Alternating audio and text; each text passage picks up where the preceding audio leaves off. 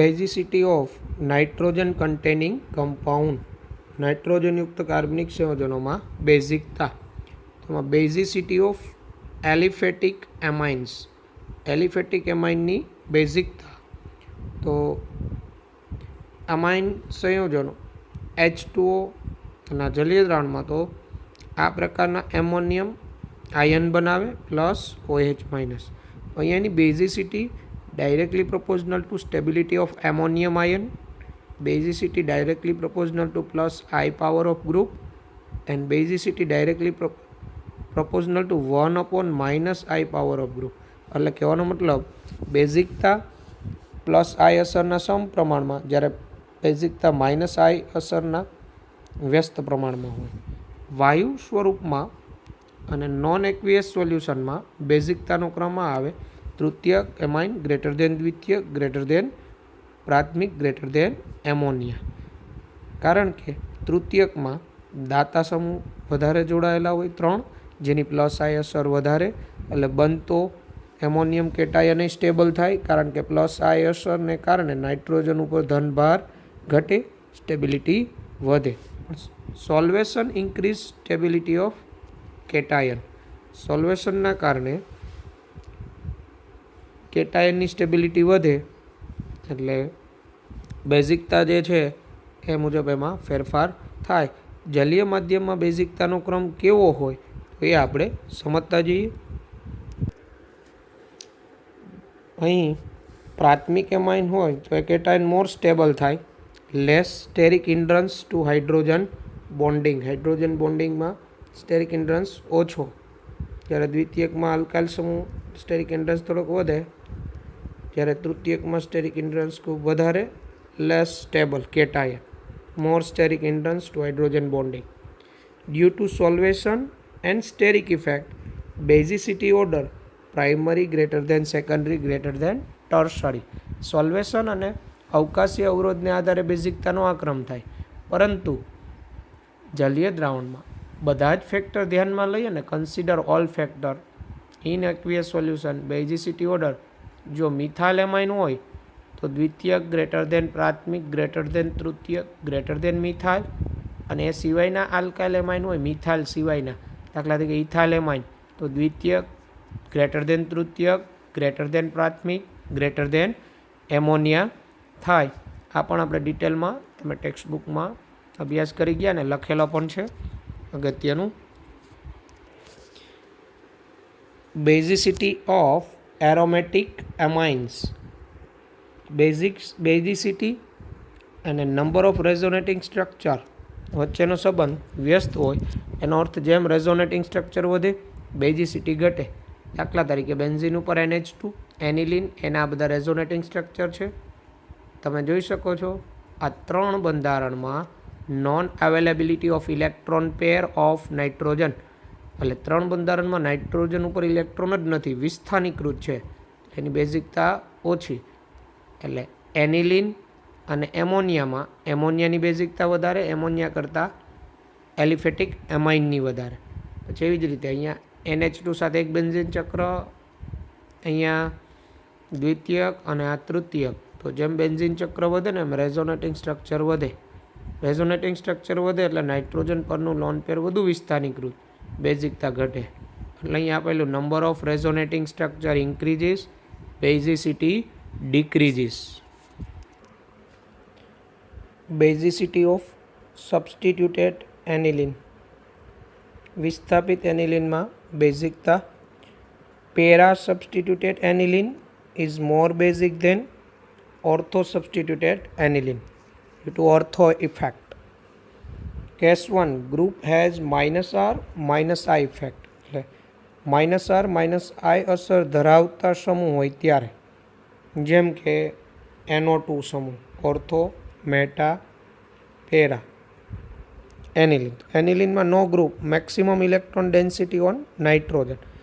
NO2 છે એની minus R અને માઇનસ આઈ ઇફેક્ટ, જ્યારે મેટાસ્થાને only minus I effect. Ortho અને પેરાએ માઇનસ આર માઇનસ આઈ, પણ પેરાએ માઇનસ આઈ ઇફેક્ટ મિનિમમ હોય. અને એનિલિનમાં નો ગ્રુપ, પરિણામે maximum electron density on nitrogen. તો આ ચારમાં એટલે જ્યારે ઇલેક્ટ્રોન આકર્ષક સમૂહ જોડાયેલો હોય તો ત્યારે એનિલિનની બેઝિકતા વધુ, પછી ઓર્થો અને પેરા કરતાં મેટાની, કારણ કે મેટા સ્થાને ફક્ત -I અસર છે, જ્યારે ઓર્થો અને પેરાએ -R-I, એટલે પરિણામે મેટા આવે. જ્યારે ઓર્થો સ્થાને NO2 તો એક તો ત્યાં ઓર્થો ઇફેક્ટ કહી શકાય. ઓર્થો ઇફેક્ટને કારણે એની બેઝિકતા ઓછી હોય, કારણ કે બનતો કેટાયન અનસ્ટેબલ હોય ઓર્થો ઇફેક્ટને કારણે. પરિણામે મેટા પછી પેરા અને પેરા પછી ઓર્થો NO2 સમૂહ જોડાયેલો હોય ત્યારે. Case 2, group has +R and +I effect. Example toluidine. તો CH3 ઓર્થો સ્થાને +R+I ઇફેક્ટ, મેટાએ ઓનલી +I, પેરાએ +R+I. તો દાતા સમૂહ જોડાય, બેઝિકતા વધે. તો આ બધામાં સૌથી વધુ બેઝિકતા આવશે પેરાની, કારણ કે પેરા સ્થાને +R+I. ઓર્થો ઇફેક્ટને કારણે આપણો અહીંયા એક્સપેક્ટેડ ક્રમ order para greater than ortho greater than meta greater than aniline. એટલે એક્સપેક્ટેડ ક્રમ આપણો આ હોય, પણ હકીકતે experimentally para greater than meta greater than aniline greater than ortho, because ortho ઇફેક્ટને કારણે અહીંયા ઓર્થો સબસ્ટિટ્યુટેડ એનિલિન હોય એની બેઝિકતા એનિલિન કરતાં ઓછી થાય. દાતા કે આકર્ષક સમૂહ જોડાયેલા હોય, અન્ય કોઈ ફેક્ટર ન અસર કરતા હોય ત્યારે જો હાઇડ્રોજન બંધ ફેક્ટર ઇફેક્ટ કરતું હોય ઓર્થો સ્થાને તો એનિલિન કરતાં બેઝિકતા વધી શકે. જેમ કે કેસ 3ની અંદર આપણે જોઈએ. કેસ 3માં group has +R and -I effect. OCH3 સમૂહ +R ઇફેક્ટ ઓર્થો સ્થાને, -I ઇફેક્ટ હોય ઓર્થો, મેટાએ ઓનલી -I ઇફેક્ટ એન્ડ પેરાએ એની +R પણ -I મિનિમમ હોય. એટલે +R ઇફેક્ટ -I કરતાં વધુ હોય એટલે દાતા સમૂહ થયો.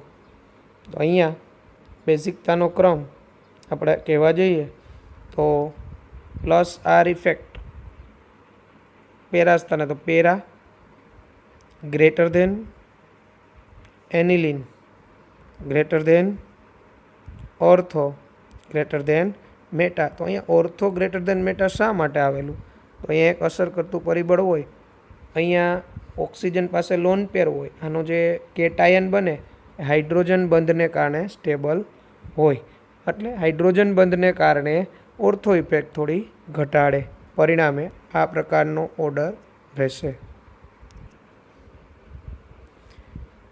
Effect of cross conjugation. Cross કોન્જ્યુગેશનની અસર. Cross conjugation always increase the basicity. Example CH3CO NH2 amide. એમાં નાઇટ્રોજન પરનું લોન પેર સીધી બંધો તરફ જાય, આ પ્રકારનું રેઝોનેટિંગ સ્ટ્રક્ચર બને. Is less basic than benzamide C6H5CONH2. Y?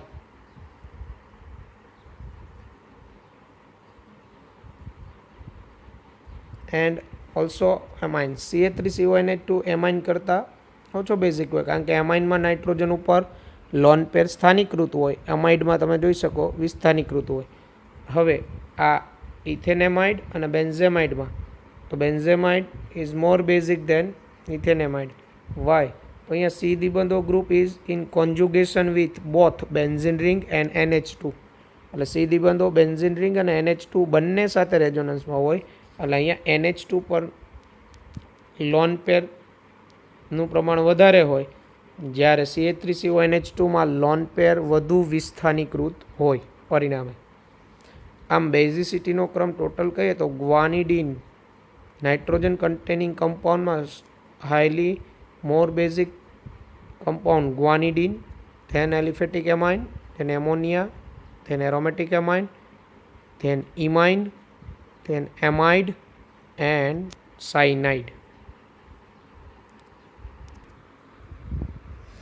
Steric effect on basicity. Bulky groups present on ortho position inhibits delocalization of lone pair of electrons present on nitrogen, hence increases basicity. એટલે મોટા કદના સમૂહ ortho position ઉપર હાજર હોય, નાઇટ્રોજનના loan પેરનું ડિલોકેલાઇઝેશન અટકાવે, પરિણામે બેઝિકતામાં વધારો થાય. ઉદાહરણ તરીકે રિંગ ઉપર NCH3 ટ્વાઇસ, એના કરતાં બેઝિકતા વધારે. NCH3 ટ્વાઇસના ઓર્થો સ્થાને મિથાઇલ હોય તો SIR ઇફેક્ટ થાય. SIR ઇફેક્ટને કારણે નાઇટ્રોજન પરનું લોન પેર રિંગ તરફ વિસ્થાનીકૃત ઓછું થાય, બેઝિકતા વધે. એના કરતાં અહીંયા બંને સ્થાને મિથાઇલ હોય એની બેઝિકતા વધારે. આમ બેઝિસિટી ઇન્ક્રીઝ થાય bulky group present ortho position ઉપર ત્યારે. ક્લોરોએનિલિનમાં બેઝિકતા તો Cl સમૂહની minus I effect,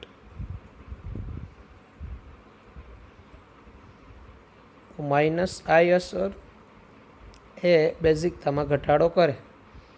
aniline greater then parachloro, કારણ કે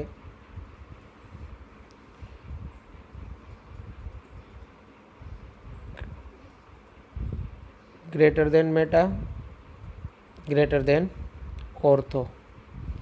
પીકેબીનું મૂલ્ય એનિલિનનું વધારે, ત્યારબાદ પેરાક્લોરો, કારણ કે પેરા સ્થાને ક્લોરિનની માઇનસ I અસર ઓછી હોય અને પ્લસ R અસર પણ હોય એને કારણે.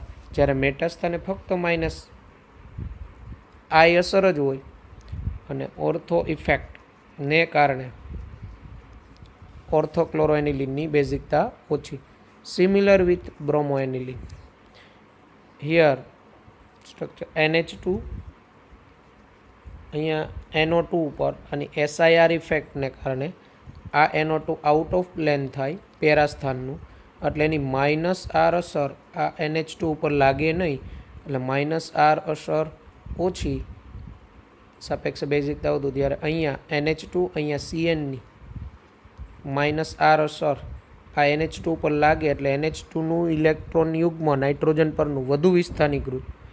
આ CN જે હોય C ટ્રિપલ બોન્ડ એન્ડ રેખીય હોય, એટલે આનો અવરોધ એના ઉપર લાગે નહીં, નો SIR ઇફેક્ટ.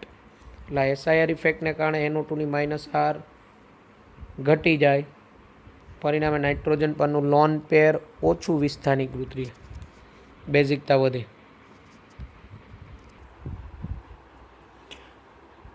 NH2 બેન્ઝિન ઉપર એટલે એનિલિન અને એમોનિયા, તો વાયુ સ્વરૂપ હોય ત્યારે એનિલિન એમોનિયા કરતાં વધુ બેઝિક, જ્યારે એક્વિયસ સોલ્યુશનમાં એમોનિયા એનિલિન કરતાં વધુ બેઝિક. આ એક સોલ્વન્ટ ઇફેક્ટ લાગુ પડે.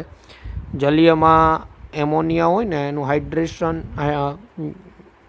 સોલ્વેશન વધુ થવાને કારણે એનો કેટાયન મોર સ્ટેબલ બનતો હોય, સ્ટેરિક ઇન્ડ્રન્સને ઓછો હોય હાઇડ્રોજન બંધ બનવામાં પરિણામે.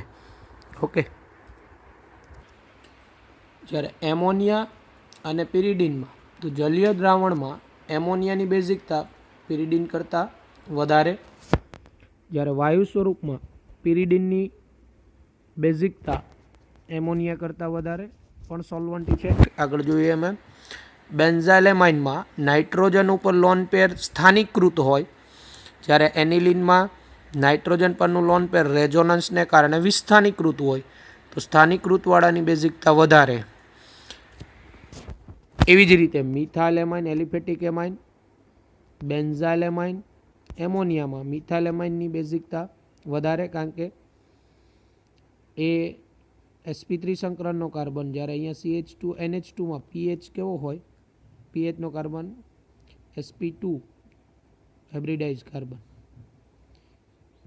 એમોનિયા તો એમાંથી બનતો કેટાયન હોય એની સ્ટેબિલિટી કરતાં CH3NH2માંથી બનતો હોય એની સ્ટેબિલિટી વધારે હોય. તો બેઝિકતાનો ક્રમ થયો.